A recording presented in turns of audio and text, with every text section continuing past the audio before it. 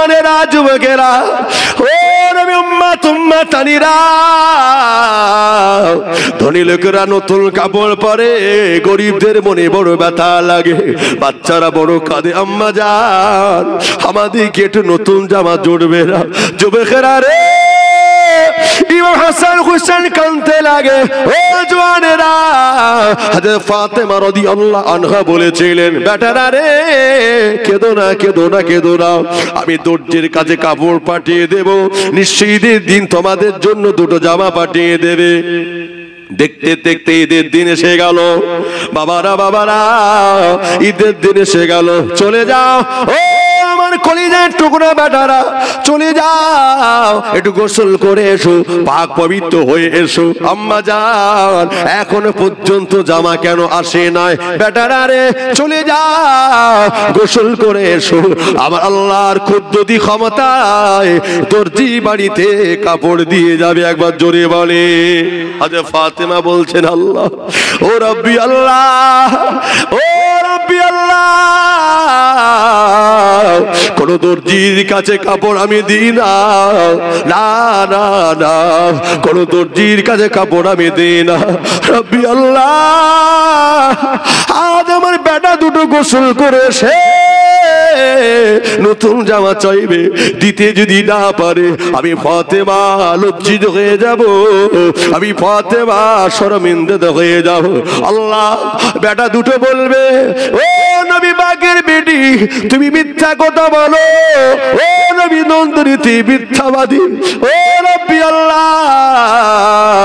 আমি ফাতেমা মিথ্যাবাদী হয়ে যাব আমি ফাতেমা লজ্জিত হয়ে যাব আমি ফাতেমা মিথ্যাবাদী হয়ে যাব আল্লাহ পাক ওয়া তুইজ্জু মান তাশাউ ওয়া তুযিল্লু মান তাশাউ বিয়াদিকাল খায়র ইন্নাকা আলা কুল্লি শাইইন কাদির ইজ্জত আর বেইজ্জতের মালিক হলেন ও রব্বি আল্লাহ আপনি দয়াময় আমি ফাতেমা যদি লজ্জিত হয়ে যায় আল্লাহ পাক শুধু আমি নয় আমার নবীর বেটি মিথ্যাবাদী বলে প্রমাণ হয়ে যাবে আল্লাহ পাক আপনি ইজ্জতের মালিক আল্লাহ পাক ইজ্জতকে বাঁচিয়ে দেন বেটা দুটো গোসল করতে চলে গেল হযরত ফাতেমা রাদিয়াল্লাহু তাআলা কি করলেন চিন্তিত হয়ে পড়লেন আল্লাহ নবীর কথা মনে পড়ে যায় আল্লাহ নবী এক তারিখে বলেছিলেন ও বেটি ফাতেমা রে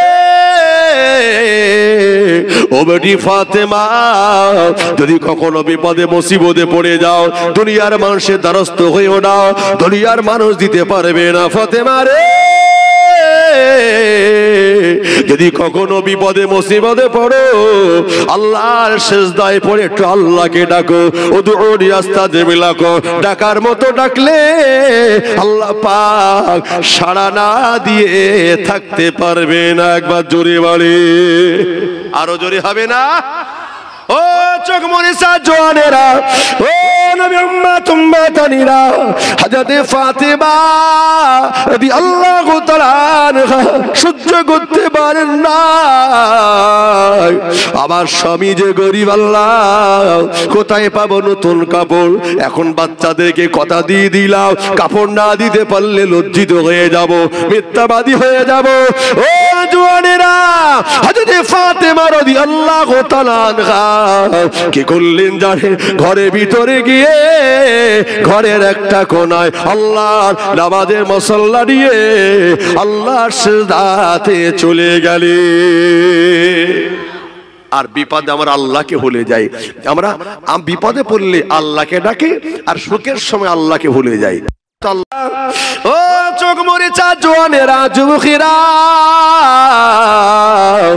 তবে দেখতে পা গেল হযরত ফাতেমা রাদিয়াল্লাহু তাআলা আনহা সহ্য করতে পারেন নাই সিজদাতে পড়ে গেলেন আল্লাহকে ডাকতে শুরু করে দেয় রব্বি আল্লাহ আমি ফাতেমা বিপদে পড়ে গেলাম বাচ্চা দুটো গোসল করেছে এখনই নতুন জামা চাইবে দিতে না পারলে বাচ্চা দূরে কাঁদবে আমি ফাতেমা আমার বাচ্চাদের কান্না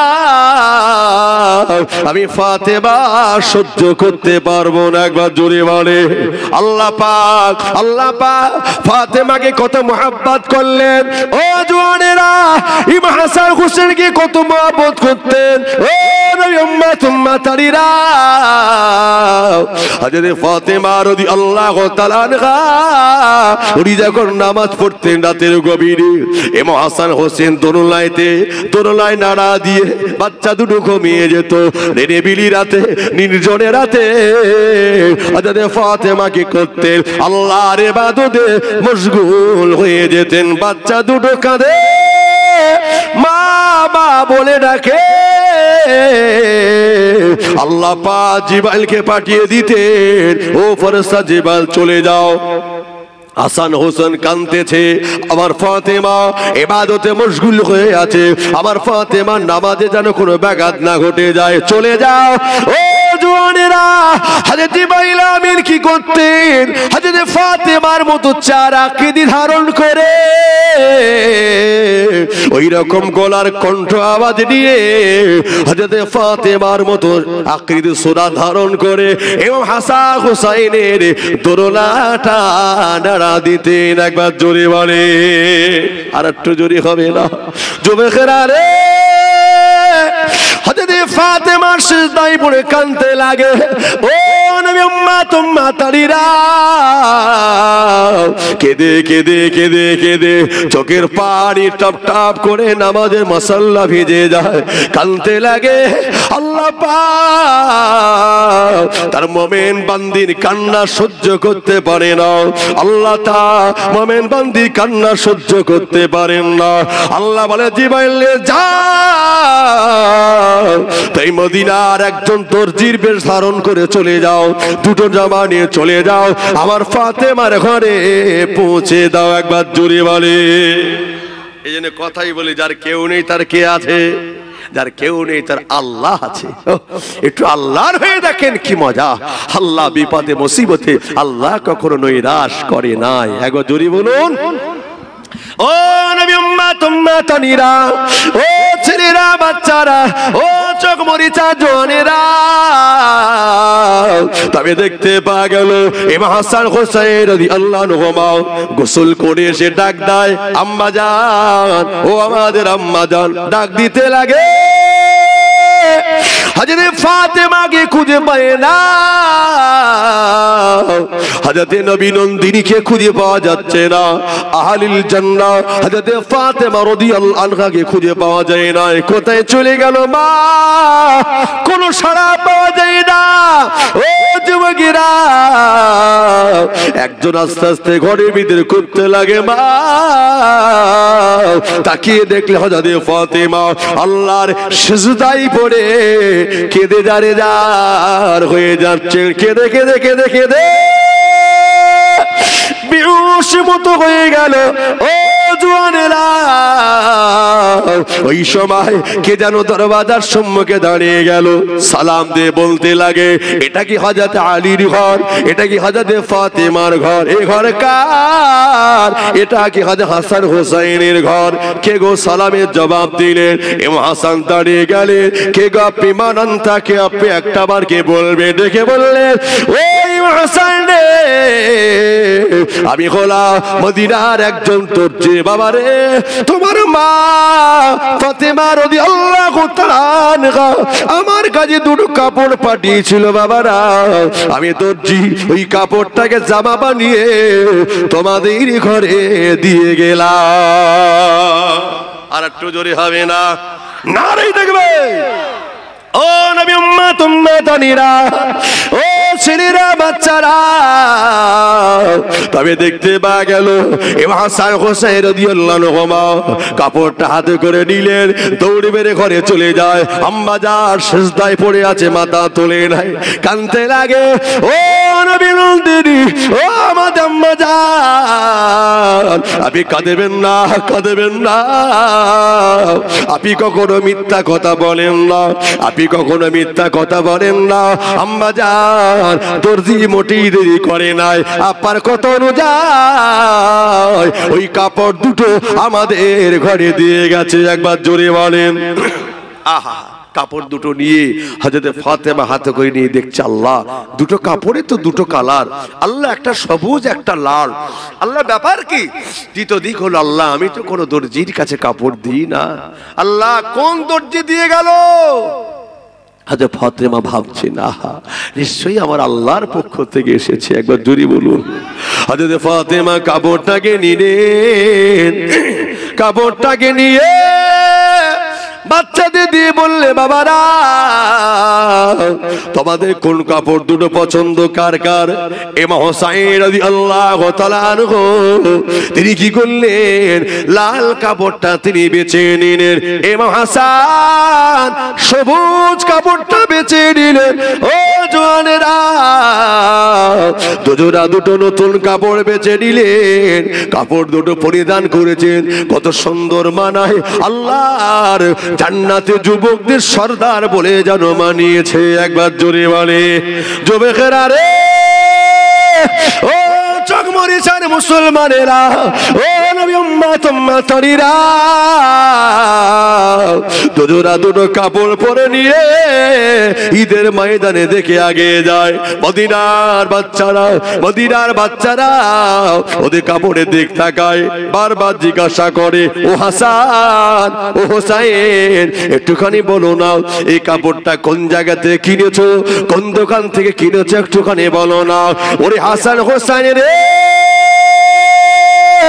আমরা মদিনার ধনী গণের ছেলেরা, ও হাসান হোসাইন, মদিনার সব দোকান থেকে বাছাই যাচাই করে সবচেয়ে দামি কাপড় আমরা নিলাম, কিন্তু এত সুন্দর কাপড় আমাদের নজরে কখনোই পড়ে নাই, একবার জোরে বলে কোথা থেকে কিনেছো ভাই এত সুন্দর কাপড়, কোন দোকান থেকে একটু বলো না, আমরা যদি কোনোদিন আবার কাপড় কিনে আবার ওই দোকান থেকে আমরা কাপড় নিয়ে জামা বানাবো, একবার জোরে বল সুবহানাল্লাহ। ইমাম হাসান হোসেন বলছে, ও মদিনার বাচ্চারা, এই কাপড়টা কোথা থেকে আমার আম্মা নিয়েছেন, একমাত্র আম্মাজি বলতে পারে, আমরা পারবো না, চলো তোমার মায়ের কাছে যাই। বাচ্চাগুলো আগে এসেছে, ইমাম হোসেন ইমাম হাসান রাদিয়াল্লাহু তাআলা আনহুমা বাচ্চাগুলোকে সাথে করে নিয়ে এসে নবী নন্দিনী ফাতেমার কাছে হাজির করলেন। আম্মা জান, ও আমার আম্মা জান, আপনি চেয়ে চেয়ে দেখেন মদিনার বাচ্চাগুলো আমাদের সাথে করে আমাদের ঘরে কে বাবা? ওই বাচ্চাগুলো বলতেছে, আম্মা জান এই কাপড়টা কোন জায়গাতে নেওয়া হয়েছে? ও আম্মা জান, এমন কাপড় তারা নেবে, একটু দোকানের সন্ধানটা তারা পেতে চায়, দোকানে অনুসন্ধানটা তারা পেতে চায়, ওই দোকানে পরিচয় পত্রটা জানতে চায়। হযরত ফাতেমা রাদিয়াল্লাহু আনহা বলেছিলেন, ও মদিনার ধনী ঘরের বাচ্চারা, ও মদিনার ধনী ঘরের বাচ্চারা, শুনে রাখো, জেনে রাখো বাবারা, তোমরা ধনী ঘরের ছেলেরা, আল্লাহ তোমাদের অনেক মাল সামান দিয়েছে, অনেক সম্পদ দিয়েছে, যেমন কাপড় ইচ্ছা পড়তে পারো। আমরা বড় গরিব, আমি ফাতেমা, আমার বাচ্চা দুটো বায়না ধরেছে নতুন জামা পরবে, আমি ফাতেমা কথা দিয়েছি কিন্তু দিতে পারি নাই, এ কাপড় দুনিয়ার কোনো কাপড় নয়। ও মদিনার বাচ্চারা, এই কাপড় দুটি হলো আল্লাহর জান্নাতের কাপড়, একবার জোরে বলে নারাই দেখবে। ও নবী উম্মত উম্মতানিরা, ও ছেলেরা বাচ্চারা, তবে দেখতে পাওয়া গেল আর আল্লাহ পাক দুজোড়া দুটো কাপড় কেন দিলেন দুই কালারের? নবী আমার মেরাজে গেছিলেন, আগের যে মাসটা ছিল রজব মাসের 27 তারিখে আল্লাহ পাক কোরআনে বলে দিলে, সুবহানাল্লাযী আসরা বিআবদিহি লাইলাম মিনাল মাসজিদিল হারাম ইলাল মাসজিদিল আকসাল্লাযী বারাকনা হাওলাহু লিনুরিয়াহু মিন আয়াতিনা ইন্নাহু হুয়াস সামিউল বাসীর। আল্লাহ পাক কোরআনে লিখে দিলেন, ও জওয়ানেরা, আমার নবীকে রাতের আধারে মেরাজ আল্লাহ করিয়েছেন, রাতের একটা অংশে আল্লাহ আমার নবীকে মেরাজ আর কুরসি লাউহ মাহফুজ ভ্রমণ করিয়েছেন। আল্লাহ পাক কোরআনে বলে দিলেন, নবী আমার আল্লাহ জান্নাতে ঘোরাফেরা করেছে। ও জওয়ানেরা, আল্লাহ নবী বললেন আল্লাহর জান্নাতে দুটো বিল্ডিং আমি নবী দেখতে পেলাম, একটা হলো সবুজ আর একটা হলো লাল। আমি জিবরাইলকে জিজ্ঞাসা করলাম, ওরে ভাই জিবরাইল রে, এই বিল্ডিং দুটো কালার কেন, পাশাপাশি দুটো কার? এক কথা বললে হাবিবে পিয়ারা, আল্লাহ পাক আপনার দুটো আদরে তৌহিদের জন্য আল্লাহ পাক আগে থেকে তৈরি করেছেন। একবার জোরে বলে, আপনার দুটো নাতির জন্য আল্লাহ পাক বানিয়েছেন।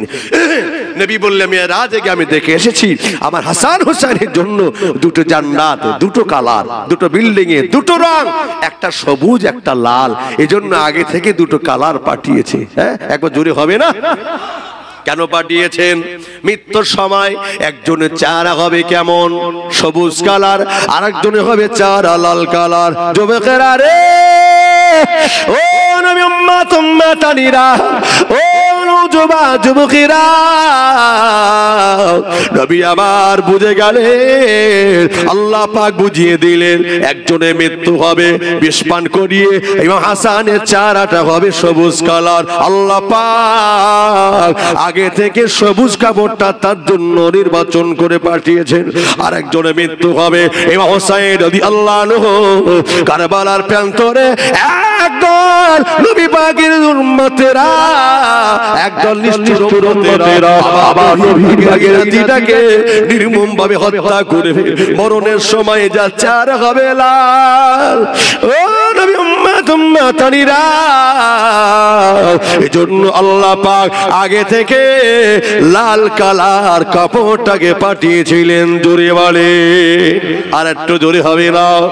জীবনের বিনিময়ে আল্লাহকে পেলেন, জীবনের বিনিময়ে নবীকে পেলেন, পিছপা হয় নাই নবী সাহাবীরা। ও জওয়ানেরা, বাচ্চা অপেক্ষা আমার নবীকে পিয়ার করেছিলেন। যুবকেরা রে, ইমাম হাসান হোসেন শহীদ হবে, এতে কোনো সন্দেহ নাই। একবার জোরে বলে, ও নবী উম্মতানিরা, নবী আমার তিনি যতটা ভালোবাসা দিয়েছেন, নবী সাহাবারা ততটা নবীকে ভালোবাসা দিলেন, নবী সাহাবীরা ততটা ভালোবাসা দিলেন। নবীর দুটো নাতি খালি শহীদ হবে না, আরো বাচ্চাগুলো শহীদ হবে, এতে কোনো সন্দেহ নাই। প্রমাণ তারা করিয়ে দিলেন, বাচ্চা অপেক্ষা নবীকে পিয়ার করলেন। ও যুবকেরা, নবী আমার যুদ্ধ ময়দানে যাবেন। ইসলামে প্রথম যুদ্ধ ছিল বদরের প্রান্তরে নবী যাবে। নবী আবার একবার ডাক দিয়ে বললে, বাবা সাহাবীরা রে, কে আছে তোমাদের ঘরে, পাঠিয়ে দাও, আমি নবীর সঙ্গে যুদ্ধের ময়দানে চলে যাবে। একজন সাহাবী ঘর থেকে বেরিয়েছে, ইয়া রাসূলুল্লাহ, হাবিবাল্লাহ, জি বেয়াদবি ক্ষমা করুন, আমার স্বামী নাই, যুদ্ধেই শহীদ হয়ে গেছে। আমি বিশ্ব নবী দোরগোড়া দাঁড়িয়েছে, আমি আপ্পাকে ফেরাবো না, হুজুর একটু দাঁড়ান। ঘরের ভিতরে গিয়ে নিজের কলিজা দুটো বাচ্চা হাত ধরে টেনে নিয়ে আল্লাহ নবীর হাতে তুলে দিলে। আর একটু জোরে হবে না? মাজার মুআবিয়া নবী বাগের দুইজন ছোট্ট সাহাবা হাতে ধরিয়ে দিল। নবী আমার একবার বাচ্চাদের দিক তাকায়, একবার বাচ্চার মায়ের দিক তাকায়। আল্লাহ নবী অবাক, সাহাবীরা রে, এরা কি করবে যুদ্ধে ময়দানে? ও সাহাবীরা, যুদ্ধ করতে গেলে শক্তি দরকার, ঢাল দরকার। বাবা সাহাবীরা রে, মোকাবেলা করতে হবে, পারবে তোরা ছোট ছোট বাচ্চারা? সাহাবীরা ডেকে বলতেছেন, ইয়া রাসূলুল্লাহ, হাবিবাল্লাহ, হুজুর কিছু করুক আর নাই করুক, হুজুর কিছু পারুক আর নাই পারুক, হুজুর আমার এই বাচ্চা দুটোকে আল্লাহর রাস্তায় আপনার হাতে তুলে দিলাম। কারণ হলো বেঈমান বেদিনরা আপনাকে লক্ষ্য করে দূর থেকে তীর মারবে। হুজুর আমার বাচ্চা বাচ্চা দুটো কিচ্ছু করতে পারো কার নাই পারো, আমার বাচ্চা দুটোকে আপনার সম্মুখে ঢাল সরো দাঁড় করিয়ে দেবে। হুজুর বেঈমানদের ছুড়িয়ে দেওয়া তীরগুলো আমার বাচ্চার কলিজায় গেঁথে যাবে, হুজুরেতে কোনো যায় আসে না, তথাপি আপনার নূরের বদলে কোনো অংশে যেন ক্ষতি না হয়। একবার জোরে বলে দরুদ আল্লাহুম্মা সাল্লি আলা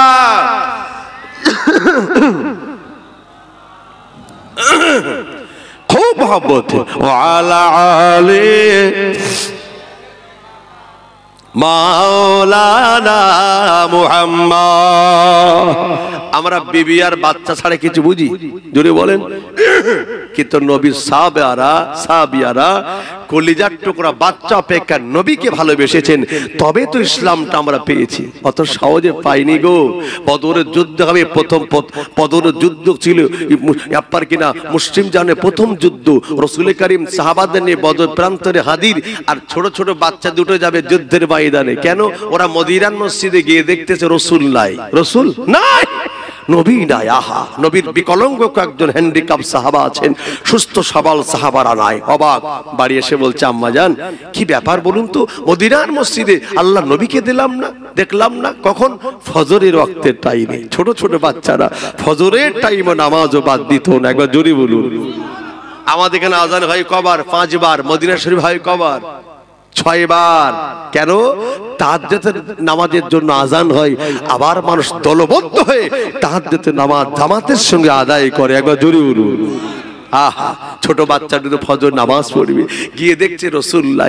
এসে বলছে আম্মা জান আমাদের মনটা খারাপ হয়ে গেল, সবাইকে দেখছি রাসূলকে পেলাম না, নবী পাকের জওয়ান সাহাবাদেরকে পাই নাই, কয়েকজন বিকলাঙ্গ সাহাবা, কয়েকজন হ্যান্ডিক্যাপ সাহাবা দেখলাম, বাকি সাহাবারা গেল কোথায়? চিন্তিত। আল্লাহ নবী বলছেন, আল্লাহ নবী বললেন, আম্মা জান ডেকে বলছি বাটা রে তোমরা বিশ্ব নবীকে খুঁজছো, তোমরা কি জানো আমার নবী জানে দুশমন আবু জাহেল মক্কায় অত্যাচার করেছে নবীকে, আবার মক্কা থেকে মদিনা আসছে অত্যাচার করবে। তাই আমার নবী গুটি কত সাহাবা নিয়ে বদর নামক প্রান্তরে গিয়ে দাঁড়িয়ে গেছে, ওখানে গিয়ে বসে গেছে তাবু খাটিয়ে। সাহাবা দুটো শুনে কলিজার ভিতরে নবীর দয়া জেগে উঠল। আহা আম্মা জান, বড় বড় সাহাবাদের জন্য যদি বড় বড় অস্ত্র যদি হয়, আমরা ছোট ছোট বলে কি আমাদের জন্য ছোট ছোট অস্ত্র নাই? কেন রে বাবা? আম্মা জান, যে আবু জাহেল নবীর দুশমন, মক্কা থেকে মদিনা আসছে ইসলাম মিটিয়ে দেবে, রসুলকে মিটিয়ে দেবে, আমরা প্রতিজ্ঞাবদ্ধ হয়ে যাব জনমের মতো আবু জাহেলকে দুনিয়া থেকে মিটিয়ে জাহান্নামে পাঠাবো। একবার জোরে বলুন, আরো জোরে বলেন। ছোট ছোট বাচ্চাদের কথা হিম্মত দেখেছেন? এই জন্য বাপ কা বেটা কথাই বলে, বাপ কা বেটা কুছ না হো থোড়া থোড়া। হ্যাঁ, বাপ কা বেটা সিপাহী কা ঘোড়া কুছ না হো থোড়া থোড়া। কথা ঠিক কিনা? যেমন বাপ তেমনই তো বেটা হবে। আহা, মা বাবা বাচ্চা দুটো বলি কি, একটু দাঁড়াও। ঘরের ভিতরে গিয়ে ছোট ছোট অস্ত্র হাতে করে নিয়ে হাতে ধরিয়ে দিল। বাবারা যাও, চলে যাও, আবু জাহেলকে তোমরা মারবে বলেছো, আমি মা গর্বিত, তোমরা যদি মারাও যাও কিয়ামতের দিন গর্বের সাথে দাঁড়িয়ে বলবো আমার কলিজার দুটো বাচ্চা নবীর জন্য শহীদ হয়েছে, আমি শহীদানের মা। একবার জোরে বলুন, আরো জোরে হবে না? মা অবাক, বাচ্চা অবাক, তলোয়ার হাতে নিয়েছে। মারে কোথায় সে বদর প্রান্তর আমরা জানি না মা, একটু দেখিয়ে দেবে। মাম্মা জান কি করছো? বাবা এই যে রাস্তা, যাও এই রাস্তা ধরে খোলা ময়দান, সোজা সম্মুখে দেখবে বদরের প্রান্তর। আহা, বাচ্চা দুটো তলোয়ার নিয়ে একবার মায়ের দিক তাকায়, একবার রাস্তার দিক তাকায়। মা বলছে বেটা আবু জেলকে না মেরে, আবু জাহেলকে না মেরে খবরদার ঘরে ফিরে এসে আমাকে মা বলে যেন ডেকো না। আবু জাহেলকে না মেরে মা বলে সে ডাকলে সাড়া পাবে না। যাও, যদি জীবন যাই যাবে, খবরদার পিছপা হবে না, আমি তোমাদের মা বলে দিলাম। একবার জোরে বলুন। বাচ্চা দুটো গুটি গুটি আগিয়ে যায়, মায়ের দিক তাকায়, আবার গুটি গুটি আগিয়ে যায়, আবার মায়ের দিক তাকায়। মা দেখছে বাচ্চাদের বড় কষ্ট হচ্ছে হয়তো। আম্মা জান চিৎকার করে ডেকে বললে, ওরে আমার বেটারা রে, যাও চলে যাও, যুদ্ধে ময়দানে যদি শহীদ হয়ে যাও, যদি মারা যাও, ইন্তেকাল যদি করো, চিন্তা করো না, আল্লাহর জান্নাতের ভিতরে দেখা হয়ে যাবে। আর একটু জোরে হবে না? ও চোখ মরে চা জোয়ানেরা, যুবকেরা, ও ছেলেরা, বাচ্চারা, তবে দেখতে পা গেল বাচ্চা দুটো তলোয়ারটা হাতে করে নিয়ে হিম্মতের সঙ্গে আগিয়ে গায়। তাকে দেখে নবী পাকের সাহাবা 313 জন সাহাবা কম বেশি এক জায়গায়, অপর দিকে 1000 অধিক সৈন্য তারা হুমকি দিতে লাগলো, হে মুহাম্মাদের সৈন্যরা চলে আয়, হে মুহাম্মাদের সৈন্যরা চলে আয়, চেয়ে চেয়ে দেখ বড় বড় অস্ত্র আমাদের কাছে, তোদের কাছে বড় দুর্বল, তোরা মাত্র 313, আমরা যে 1000 অধিক, চলে আয়, পানি খেতে আমাদের কোলাবে না। এরা এক কথা ডেকে বলেছিল, এ আবু জাহেলের সৈন্যরা রে,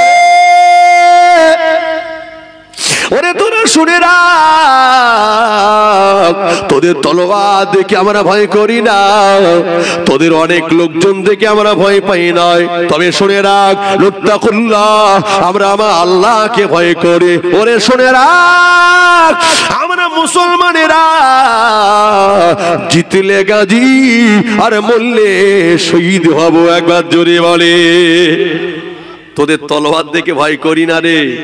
অথচ নবীর সাহাবাদের পেট ভরা খাবার নাই, তাদের শরীরে যে পোশাক ছিল উপযুক্ত পোশাক নাই, কিন্তু ইমানে পাওয়ার ছিল মজবুত পাওয়ার। একবার জোরে বলুন, ও নবী উম্মত উম্মতানিরা, ও নওজোয়ান যুবকেরা, ছেলেরা, বাচ্চারা, তবে দেখতে পা গেল নবী পাকের ছোট ছোট সাহাবা দুটো আগিয়ে যায়। দৃশ্যখানা দেখে বললেন, ও নবীর সাহাবারা, ও নবীর সাহাবারা, আইনাল আবু জাহেল, আবু জাহেল কোথায়? একবার কে বলবে আবু জাহেল কোথায়? কারা তোমরা? চেয়ে দেখে অবাক হয়ে যায়। ওরে বেটারা রে, বাবারা,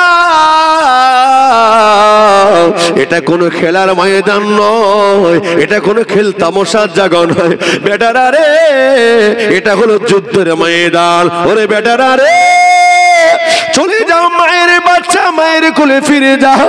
হে বেটারা, যদি বেঈমানেরা তোমাদের নাগালে পায়, ওরা যে বড় নিষ্ঠুর, তোমাদের ছাড়বে না, তোমাদেরকে শহীদ করে দেবে। ওই সময় বাচ্চা দুটো হিম্মতের সঙ্গে ডেকে বললে, ও নবীর সাহাবারা, ও নবী পাকের সাহাবারা, আমরা শুনেছি এটা খেল তামাশার জায়গা নয়, এটা হলো জঙ্গের ময়দান, যুদ্ধের ময়দান, পেরান কাড়াকাড়ি হয় এখানে। ও নবীর সাহাবারা রে, আমরা আমাদের মায়েদের সময়ের কাছে কথা দিলাম, ও নবীর সাহাবা, যে আবু জাহেল মক্কা থেকে মদিনা এসেছে, আমাদের মিটিয়ে দেবে, ইসলাম মিটাবে, নবীকে মেটাবে। আমরা মায়েকে কথা দিলাম, ওই আবু জাহেলকে না মেরে ফিরে যাব না। আর একটু জোরে হবে না? আমরাও কথা দিয়ে এসেছি, ওই আবু জাহেলকে না মেরে আমরাও বাড়িতে যাব না। নবীর সাহাবাদের, বড় বড় সাহাবাদের হিম্মত আরো বেড়ে গেল। হ্যাঁ, ছোট ছোট বাচ্চারা যদি এরকম বলে, হ্যাঁ, নবীর সাহাবাদের হিম্মত বাড়বে না কমবে? আরো হিম্মত বেড়ে গেল। চলে যাও, 1000 সৈন্যদের পিছনে নেতৃত্ব দিচ্ছে আবু জাহেল, ঘোড়ার পিঠে বসা, হাতে আছে তার একটা তীর। চেয়ে দেখো, তীর ধনুক হাতে নিয়ে রয়েছে, ওই হচ্ছে আবু জাহেল। আবু জাহেল, হ্যাঁ, আবু জাহেলকে দেখে বাচ্চা দুটো ভাবছে, ওরে আমরা তো ছোট ছোট, আর আবু জাহেল এমনি আমাদের চেয়ে তো অনেক বড়, সে তো বড় মানুষ, এরপরে ঘোড়ার পিঠে বসা, কি করে তাকে মারবো? এ কি আমাদের দ্বারা সম্ভব? তখন আলোচনা করে নিলে, শোনো, এক কাজ করো, মাঝখানে যুদ্ধ শুরু হবে, আমরা দু সাইড দিয়ে দৌড়ে যাব দ্রুত গতিতে, যে আবু জাহেল যে ঘোড়ায় বসে আছে, ওই ঘোড়ার সামনে দুটি পায়ে আঘাত করব, ঘোড়া জমিনে পড়ে যাবে, আর আবু জাহেল জমিনে লুটিয়ে যাবে। এটাই হবে মক্কম সুযোগ আবু জাহেলকে শেষ করবার। জোরে বলুন, কি প্ল্যান, কি সিদ্ধান্ত! আহা, যুদ্ধ শুরু হয়ে যাবে। নবী বললে, বাবারা কে আছো, আগে এসো। একজন সাহাবাকে ডাকলেন, অপর একজন সাহাবা নবী পাকের জামাতা আলীকে ডাক দিলেন। যুবকেরা রে, বীর সাহাবা, দ্রুত গতিতে আগিয়ে যাচ্ছে। ওরা যা কাদার সৈন্য আগিয়ে আসে, দুইজন সাহাবা আগিয়ে যায় বীরের মতো। দূর থেকে দেখা যায় দুজন সাহাবা এক হাজার সৈন্যগুলোকে ঠেলে পিছিয়ে নিয়ে চলে যাচ্ছে। একবার জোরে বলেন, মনে হচ্ছে পাহাড় ঠেলে নিয়ে চলে যাচ্ছে। দুজন সাহাবা বীর ছিলেন, একবার জোরে হবে না?